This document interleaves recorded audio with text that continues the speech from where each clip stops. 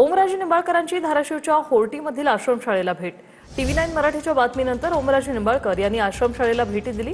आश्रमशाळेची दुरावस्था ही व्यवस्थेची चूक आहे असं ओमराजेंनी म्हटलंय। मी सर्वांना सूचना दिल्या आहेत, बातमी पाहून फार वाईट वाटलं असं ओमराजेंनी म्हटलंय। काही दिवसांपूर्वी धाराशिवच्या तुळजापुरातील होर्टीत असलेल्या अस्थिव्यंग निवासी शाळेची काळीज पिळवटून टाकणारी बातमी TV9 मराठीनं दाखवली होती। यानंतर खासदार ओमराजे निंबाळकरांनी या आश्रमशाळेला भेट दिली। तिथल्या विद्यार्थ्यांसोबत त्यांनी संवाद साधला, त्यांच्या समस्या जाणून घेतल्या।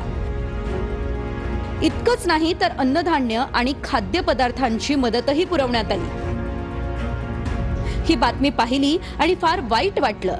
आश्रमशाळेची दुरावस्था ही व्यवस्थेची चूक असल्याची प्रतिक्रिया ओमराजेंनी दिली। हा एक दिवसाचा, 2 दिवसाचा किंवा 1 महिन्याचा, 2 महिन्याचा विषय नाही, हा व्यवस्थेचा विषय आहे। त्यामुळं संबंधित अधिकाऱ्यांनाही सूचना दिल्यात की बाबा इथून पुढे अशी दुरावस्था त्या लेकरांची होऊ देऊ नका। ताटात पुरेसं अन्न नाही, किचनमध्ये फक्त एकच हंडा, तेलाची रिकामी पिशवी, स्वच्छतागृहांना दरवाजे नाहीत, अशी भयानक दृश्य असलेल्या शाळेत दिव्यांग मुलं शिकतायत। या शाळेची स्थिती पाहिल्यास ही शाळा आहे की कोणवाडा असा प्रश्न उपस्थित होऊ लागलाय।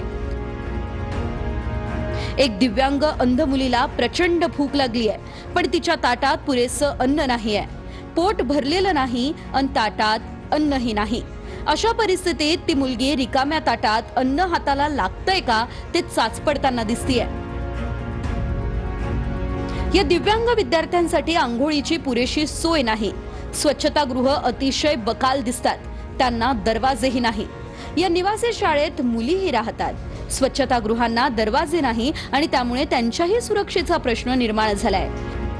हे चित्र TV9 मराठीनं दाखवल्यानंतर ओमराजेंनी आश्रमशाळेला भेट दिली आहे। ओमराजेंनी पोटच्या लेकराप्रमाणे सांभाळा अशी अपेक्षा आश्रमशाळा चालकांकडे व्यक्त केली आहे। स्वतःच्या पोटच्या लेकराला ज्या प्रमाणे आपण सांभाळतो तशाच पद्धतीने सगळ्या लेकरांचा सांभाळ व्हावा ही अपेक्षाही त्यांच्या सगळ्याकडनं व्यक्त केली। त्यांनी मला सगळ्यांनी आश्वस्तही केलंय